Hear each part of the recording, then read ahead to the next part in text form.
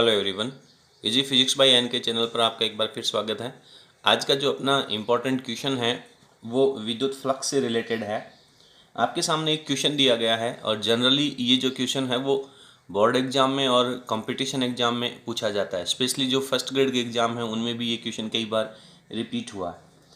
तो सवाल ये कह रहा है कि आपके पास कोई एक घन है, स्क्वायर है, क्यूब है, किसी घन क्यूब से निर्गत कुल फ्लक्स, वो जो घन है उसके सभी फलकों से निर्गत टोटल फ्लक्स आपको कैलकुलेट करना है एवं प्रत्येक फलक से, यानी उसकी जो एक दीवार है या उसकी एक जो साइड है, घन के अंदर टोटल 6 फलक होती हैं, तो उसमें से किसी एक फलक से निर्गत फ्लक्स भी आपको ज्ञात करना है। यानी एक तो टोटल फ्लक्स निकालना है उस दिए गए घन से, और एक उस दिए गए घन के किसी एक फलक से निकलने वाला फ्लक्स यानी विद्युत बल रेखाएं अपने को कैलकुलेट करनी है।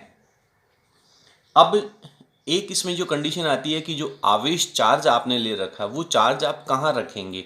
ये जो घन है इस घन के कई अलग अलग पॉइंट्स के ऊपर आप उस चार्ज को रख सकते हैं, जिसमें आपका जो पहला पॉइंट अपन यहाँ पे डिस्कस करने जा रहे हैं वो ये है कि जो दिया गया चार्ज है वो इस घन के अंदर इसके सेंटर पॉइंट पे रखा गया है। यहाँ पे आपने कोई एक चार्ज क्यू रखा हुआ है। तो अब इस आवेश की वजह से इस घन से निकलने वाला टोटल फ्लक्स चाहिए।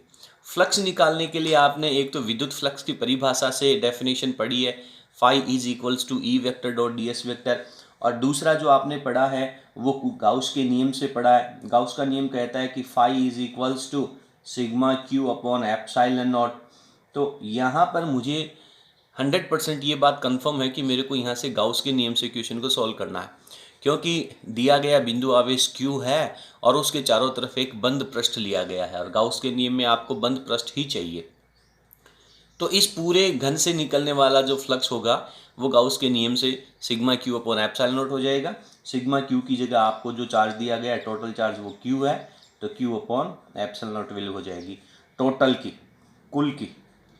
और अब अपन निकाल लेते हैं एक फलक से, तो नीचे लिख देता हूँ मैं फलक।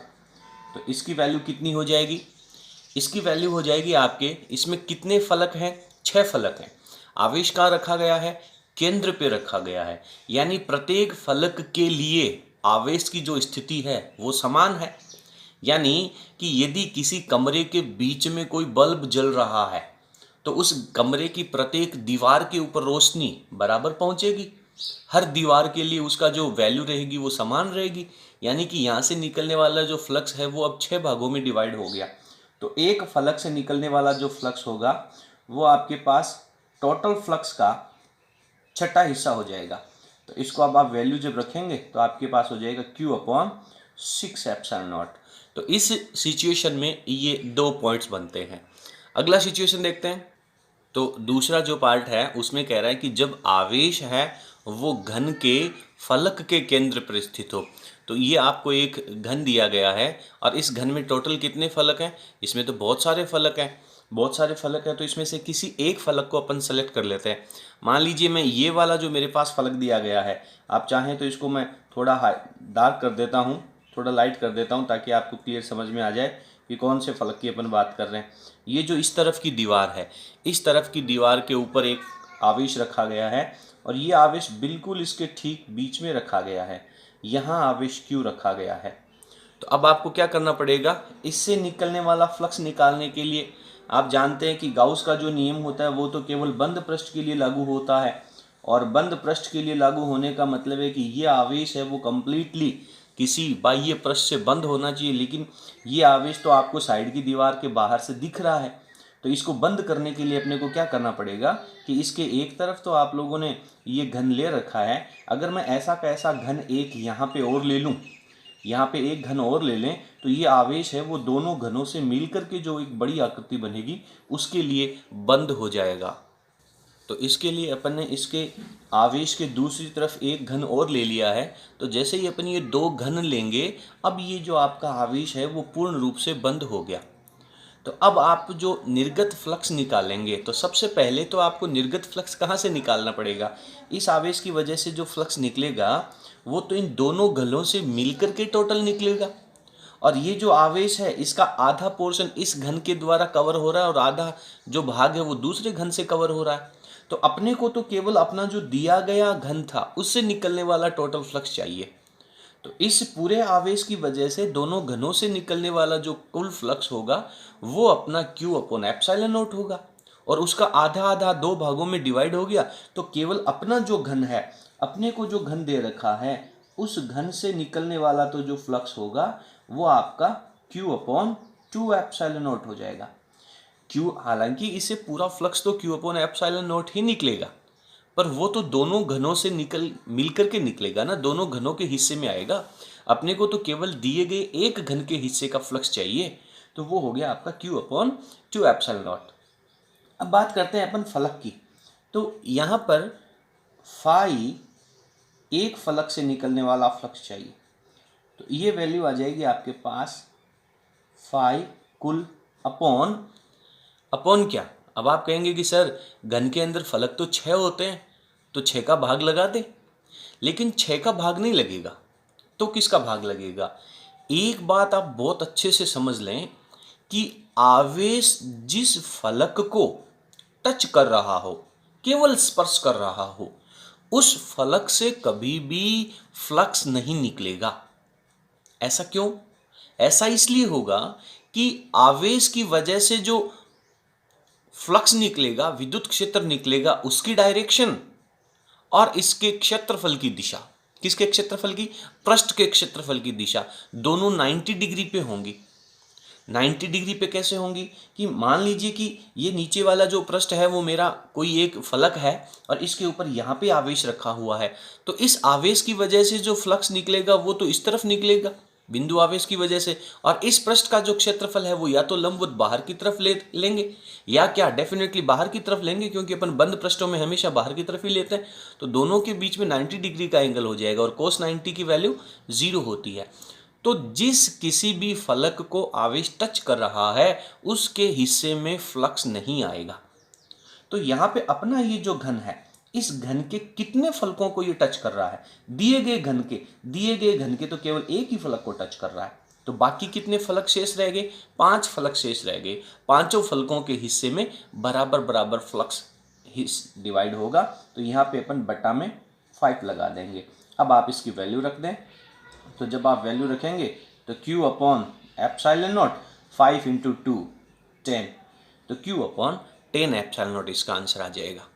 इसका एक पोर्शन और है। अगला जो पॉइंट है वो ये कह रहा है कि जब दिया गया आवेश जो है वो किसी घन के किसी कोर के ऊपर रखा हुआ हो। अब आप समझें कोर क्या होता है। कोर होता है जहाँ पे दो दीवारें आकर के एक दूसरे से मिलती हैं।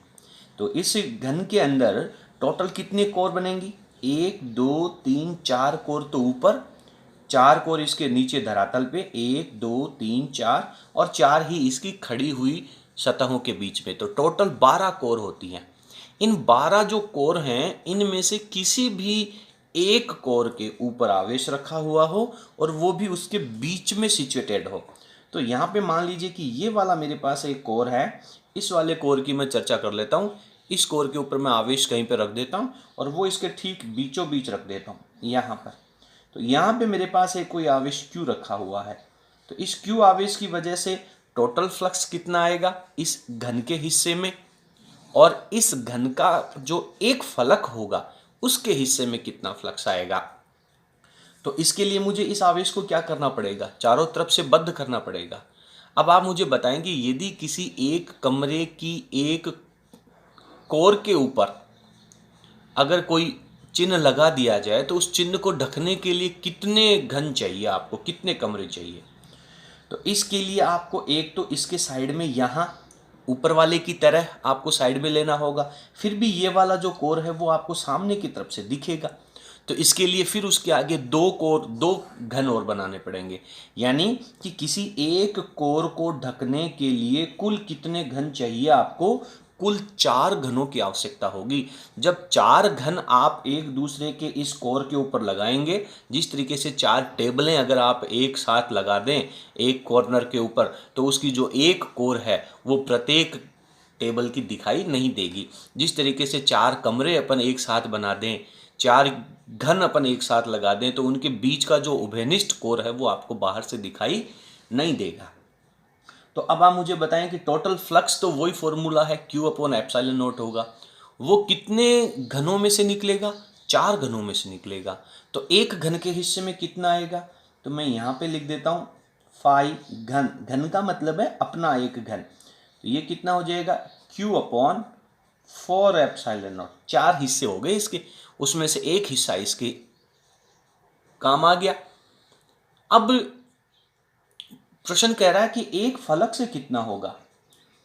तो एक फलक को समझना अगर है तो फॉर्मेट तो वही है कि सर जितने फलक उस आवेश को टच कर रहे हैं उनमें से कोई फ्लक्स नहीं निकलेगा। तो यहां पर भैया इस घन के कितने फलक टच कर रहे हैं, कोर के ऊपर कितने फलक मिलते हैं। कोर कहां बनता है?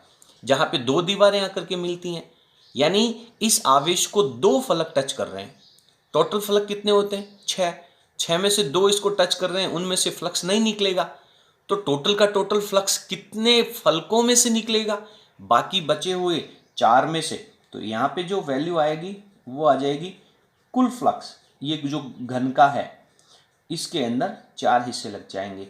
तो आपके पास वैल्यू हो जाएगी Q/4 × 4 16ε0 हो जाएगा एक घन के हिस्से में।